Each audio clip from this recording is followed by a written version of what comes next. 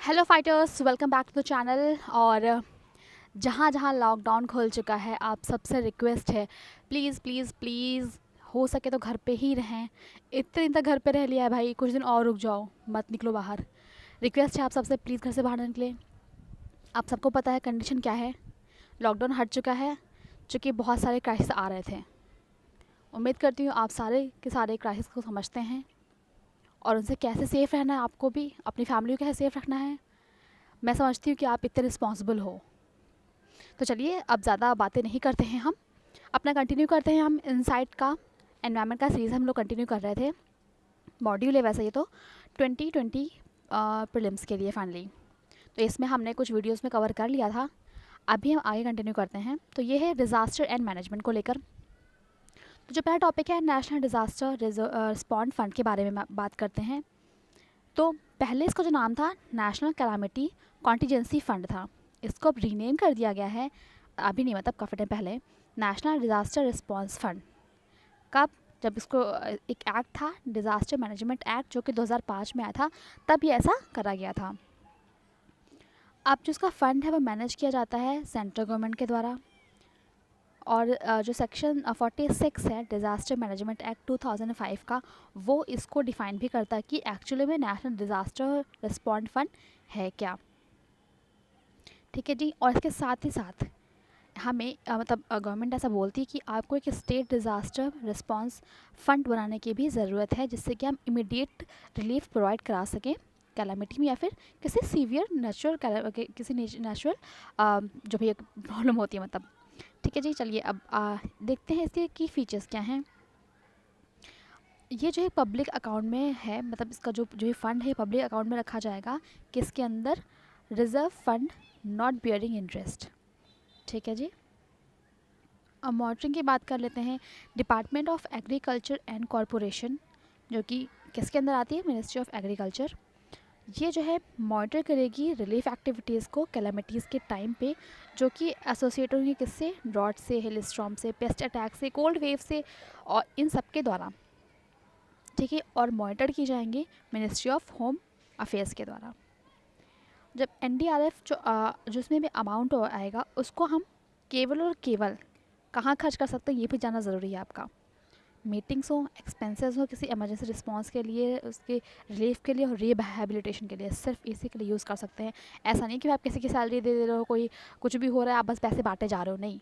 एक particular rule mention है कि आप कहाँ कहाँ और कब कब ही खर्च कर सकते हो। ठीक है जी। और तो मुझे इसमें कुछ दिखा नहीं वैसे बताने लायक।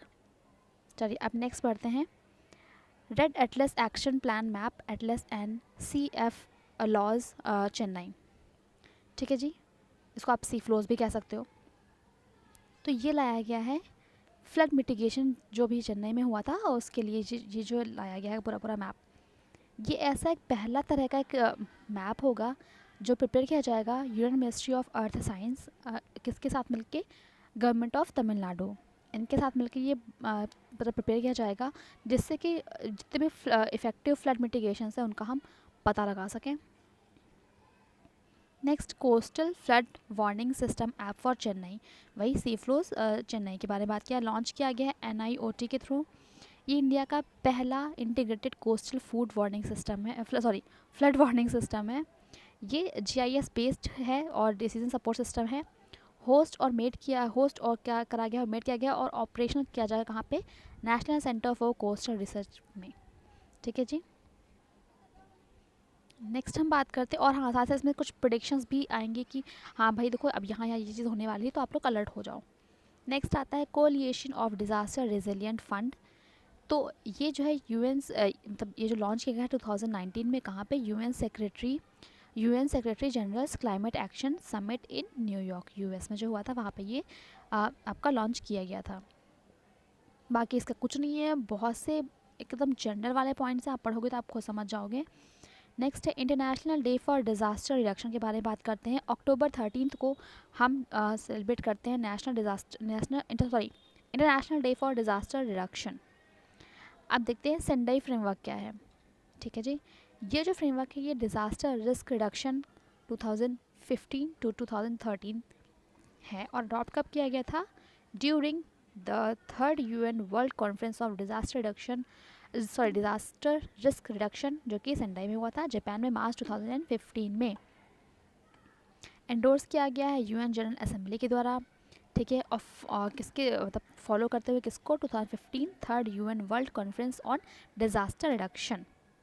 ये एक वॉलंट्री और नॉन बाइंडिंग एग्रीमेंट होगा, भाई आपको करना है तो आप करो, नहीं करना है तो ना करो, और ये 15 साल तक के लिए फ्रेमवर्क होगा, जैसे कि मैंने आपको बताया 2015 से लेके 2030 तक।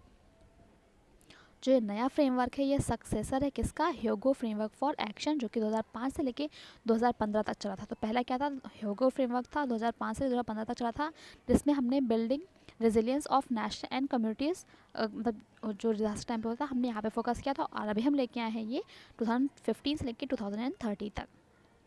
ठीक है जी, आप कुछ मिसलेनियस की बात करते हैं। बिंगो हमारा खत्म होने वाला है बहुत जल्दी ये, चलिए अभी मिसलेनियस भी खत्म कर लेते हैं हम, क्योंकि बहुत ही कम बचा है, मिसलेनियस पे आ गए हैं, तो मतलब हम लास्ट स्टेज पे आ गए हैं। आई थिंक मुझे 7 to 8 वीडियोस लगी हैं इसको ख़त्म करने में। उम्मीद करती हूँ आपको ये लेक्चर्स पसंद आ रहे होंगे। मैं ऐसे ही मतलब उम्मीद करती हूँ। प्लीज़ आप कुछ बताओगे नहीं, कुछ सपोर्ट नहीं करो तो मुझे कैसे पता चलेगा कि क्या कमियाँ रह रही हैं और मुझे कैसे और इम्प्रूव करना है। प्लीज़ हेल्प करो थोड़ी सी मेरी भी भाई, बताते रहो, अच्छा लगेगा मुझे भी जान के। चलिए अच्छा, अब कंटिन्यू करते हैं, बातें बहुत हो जाती हैं। Supreme court bats against transfer of community resources. ठीक है जी, तो गवर्नमेंट ने कहा है, गवर्नमेंट ने मतलब ऐसा कोई भी राइट नहीं दिया है इनवैल्यूएबल कम्युनिटी रिसोर्सेज को, जैसे कि विलेज वाटर पॉन्ड हो गया, जो कि बहुत से लोगों के लिए यूज़फुल है, बहुत ज़्यादा लोग उसको यूज़ करते हैं। किसी भी इंडस्ट्रियलिस्ट और या फिर किसी भी कॉमर्शलाइज्ड प्रॉपर्टी को ये ट्रांसफ़र नहीं करेंगे, ऐसा इन्होंने प्रोविज़न कर दिया है फाइनली। क्योंकि आप सबको पता है ये सब जो कॉमन चीज़ें होती हैं जो कि पूरे एक विलेज के लिए इसेंशियल हैं, वो हमारे आर्टिकल 21 में आ जाती हैं, हमारे कॉन्स्टिट्यूशन में, जो कि हमारा फंडामेंटल राइट होता है। जाहिर सी बात है, आप एक पानी, एक गाँव का एक पॉन्ड है, वहाँ पे कितने सारे लोग डिपेंडेंट हैं उस पॉन्ड पे, अब उसका पानी उठा के आप किसी की इंडस्ट्री को तो नहीं दे सकते ना, तो ये उनका फंडामेंटल राइट चल जाएगा भाई। तो इसीलिए ये आर्टिकल 21 के अंदर भी आता है। और ऐसी कोई भी गारंटी नहीं दी गई है कि कोई भी अगर एडवर्स इफ़ेक्ट होंगे, जो जैसे मान लो कोई एक एग्जिस्टिंग वाटर बॉडी है, ठीक है जी, उसमें कुछ भी एडवर्स इफ़ेक्ट आ रहे हैं, ठीक है, और लोगों को बहुत दूर तक चल के जाना पड़ रहा है, अल्टरनेटिव ढूंढना पड़ रहा है, तो उसकी भी ऐसे कोई गारंटी नहीं है कि हाँ हम जो है वो जो ख़राब हो रही चीज़ है उसके बारे में कुछ करेंगे। अब नेक्स्ट बात करते हैं आर्काई के बारे में। ये एक primitive group of micro organism है, जो कि एक्सट्रीम हैबिटेट में जो है सर्वाइव कर लेती है, चाहे बहुत ठंडी हो, बहुत गर्मी हो, कैसा भी सीज़न हो, ये सर्वाइव कर जाती है। ये एक स्लो ग्रोइंग ऑर्गेनिज्म है, और ये ह्यूमन, जो हम इंसान होते हैं, ह्यूमन गट में भी प्रेजेंट होता है, और एक बहुत ही पोटेंशियल सा रिलेशनशिप होता है ह्यूमन हेल्थ के साथ। ये जाने जाते हैं अपने प्रोड्यूसिंग एंटी माइक्रोबियल मॉलिक्यूल्स और फॉर एंटीऑक्सीडेंट एक्टिविटी के थ्रू, इसे तो हमारी बॉडी में रहते हैं भाई। और eco friendly waste water treatment के लिए भी काम में आते हैं, मतलब इनका एप्लीकेशन करके हम ये कर सकते हैं। अब न्यूज़ में क्यों है, एक नया आर्किया, जो एक नया काइंड ऑफ माइक्रो ऑर्गेनिज्म है, वो पाया गया है कहाँ पे, सांबर लेक, जो कि राजस्थान में है, और सांबर जो है सॉल्ट वाटर लेक है, और इसका नेम जो है रखा गया है नाटिया अल्बा स्वरूपिया। ये जो है डॉक्टर रेणु स्वरूप, उनके नाम पे नाम को रख दिया गया है। एक्स्ट्रा न्यूट्रल अल्कोहल की बात करते हैं हम, ये एक बाय प्रोडक्ट है शुगर इंडस्ट्री का, और ये फॉर्म कैसे होता है, एक मोलासिस। मोलासिस क्या होता है, एक जो शुगर प्रोसेसिंग के बाद जो लास्ट का रेडिस्यू रह जाता है ना, उसको हम लोग मोलासिस कहते हैं।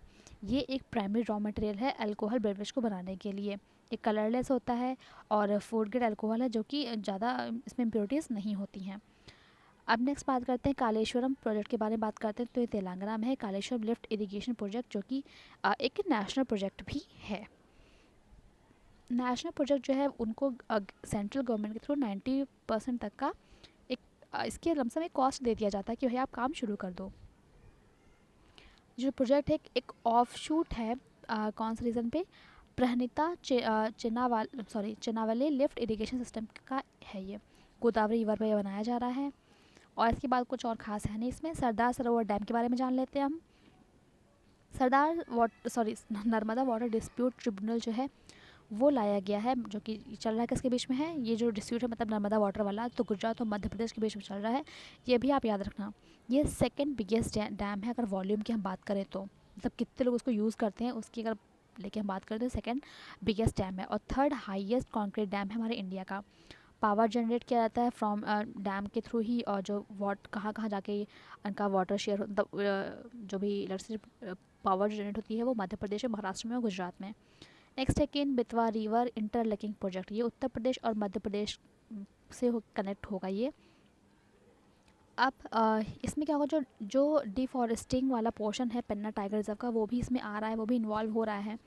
तो ये कंट्री का पहला मतलब पहला इंटरलिंकिंग प्रोजेक्ट है, ये भी आप याद रखिएगा। जो सरप्लस वाटर है एमपी के बेतवा वाले रिवर में, वो वहाँ से ट्रांसफ़र करेगा हमारे, सॉरी बेतवा बोल दिया मैंने, एमपी का जो केन रिवर है वहाँ से जो सरप्लस वाटर है वो यूपी के बेतवा वाले रिवर में ट्रांसफ़र करेगा। ऐसा कुछ पूरा प्लान बना हुआ है। जैसे कि आप देखिए, यहाँ देख सकते हैं ना, ये देखिए जो मैं ट्राई करती हूँ आपको दिखाने का। देखिए ये जो आपको दिख रहा है ना, ये पूरा मारने की कोशिश की। यहाँ पे देखिए ये केन है जो कि मध्य प्रदेश में है, और ये रही बेतवा रिवर। इन्हीं दोनों के बीच में ये जो पूरा चैनल बन रहा है, ये बनेगा हमारा एक केन बेतवा रिवर के बारे में बात करी गई है। ठीक है, अब आगे बढ़ते हैं हम। बता ही दिया मैंने आपको, केन बेतवा एमपी में है और ट्रिब्यूटरी है किसकी, यमुना की, ये भी इंपॉर्टेंट जानना आपका। ये राजघाट, पारिछा और माता टीला डैम से होकर जाता है बेतवा रिवर। केन रिवर जो है वो पेन्ना टाइगर रिजर्व के पास होके जाती है, पास करती है, उन्होंने बताया आपको। कोल बेड मीथेन के बारे में बात कर रहे थे। इंडिया जो है 5th लार्जेस्ट कोल रिजर्व है इंडिया के, मतलब वर्ल्ड में पूरा। और जो दामोदर कोल वैली है और जो सोन वैली है, वो सीबीडी डेवलपमेंट में बहुत बड़ा रोल प्ले करते हैं। अब कोल बेड मीथेन होता क्या, भी जान लेते हैं हम। ये एक अनकन्वेंशनल फॉर्म है नेचुरल गैस का, जो कि कोल डिपॉजिट या फिर कोल सीम्स में पाया जाता है। और ये फॉर्म कब होता है, जब हम कोलेशन की प्रोसेस करते हैं तब फॉर्म होता है, या फिर जब किसी हम एक कोल को किसी मटेरियल में ट्रांसफर करते हैं तब भी ये होता है। अब जो CBM है, मतलब जो कोल बेड मीथेन है, वो यूज़ कहाँ कहाँ होता है, पावर जनरेशन में, कंप्रेस्ड नेचुरल गैस में, और feed stock for fertiliser, industrial use जैसे कि cement production, rolling mills, steel plant और मेथनॉल प्रोडक्शन में भी होता है। मीथेन गैस जो है वो एक ग्रीन हाउस गैस है। इसको आप पूरा पढ़ोगे ना, बहुत ही जनरल पॉइंट लगेंगे। वैसे आपको ये जनरल पॉइंट्स में अवॉइड कर देती हूँ, क्योंकि ख़त्म करना है भाई हमें ये, और इफेक्टिव चीज़ें ही पढ़नी है, टाइम कम है हमारे पास। नेक्स्ट है बैक्टीरियोफेजेस के बारे में है। तो ये एक तरह के वायरस हैं जो कि बैक्टीरिया को किल कर सकते हैं। ठीक है जी, ये वायरस है और बैक्टीरिया को किल करते हैं, ये इंपॉर्टेंट है। ये हम एक थेरेपी है, मतलब मल्टी ड्रग रेजिस्टेंट थेरेपी, उसके थ्रू ही हम इसको यूज़ कर सकते हैं। लिविंग रूट ब्रिज की बात करते हैं, इनको हम जिंक किंग जरी के नाम से जानते हैं। ये एक एरियल ब्रिजेस होते हैं जिसमें कि जो इंडियन रबर ट्री है उसको, उनकी रूट्स को ऐसे मैनिपुलेट किया जाता है कि वो हॉरिजॉन्टल जाके वर्टिकल जाती हैं। तो ये जनरली जो है हिमालय में ऐसे आपको काफ़ी सारे लिविंग रूट ब्रिजेस जो है देखने को मिल जाएंगे। और वैसी बात चल रही है कि हम इनका यूज़ करके हम कुछ मतलब आगे के लिए यूज़ कर सकें, जो कि बहुत ज़्यादा स्ट्रॉन्ग होते हैं, बहुत काफ़ी टाइम तक चलते हैं ये। नेक्स्ट है मलाबार ट्री टोड के बारे में बात करते हैं। तो वेस्टर्न घाट जो कि महाराष्ट्र से लेकर तमिलनाडु तक है, वहाँ तक में अगर देखा जाए तो बहुत ही रेयर स्पीसीज़ है मलाबार ट्री टोड, ये पाई गई है।